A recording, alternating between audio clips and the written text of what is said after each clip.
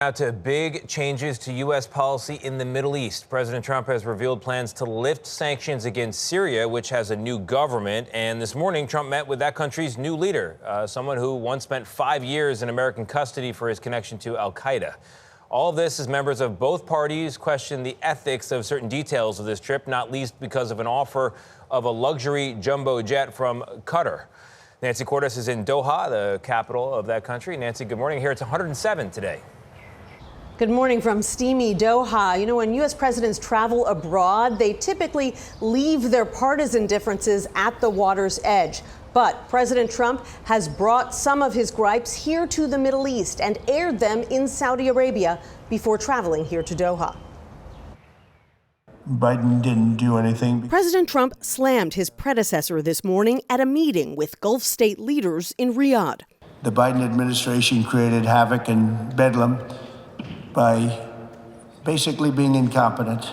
Trump had much warmer things to say about the Saudi crown prince, who rolled out the lavender carpet, flanking Air Force One with fighter jets and Trump's motorcade with Arabian horses.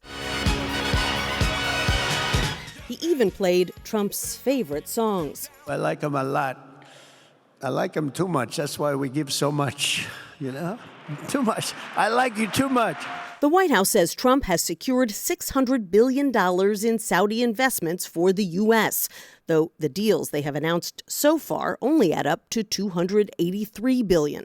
We have the biggest business leaders in the world here, and they're going to walk away with a lot of checks for a lot of things that you're going to provide. And in the United States, it's probably 2 million jobs that we're talking about. But it is this $400 million potential gift from neighboring Qatar, a replacement for Air Force One, that is sparking controversy back home, even from the president's own party. Qatar's not, in my opinion, a great ally. I mean, they support Hamas. And so what I'm worried about is the safety of the President of the United States. I also think that the plane poses significant espionage and surveillance problems. Trump shrugged off those worries in a Fox News interview on the current Air Force One. Now, there are those that say we shouldn't be accepting gifts to the Defense Department. And I would say only a stupid person would say that. Why wouldn't we do that? Senate Democratic leader Chuck Schumer announced that he will place a hold on all of the president's nominees for posts at the Department of Justice until he gets more information about that plane. President Trump won't see the plane while he's here in Qatar because it is already in the United States, where it would have to undergo months, if not years, of security upgrades. Nancy Cordes, thank you.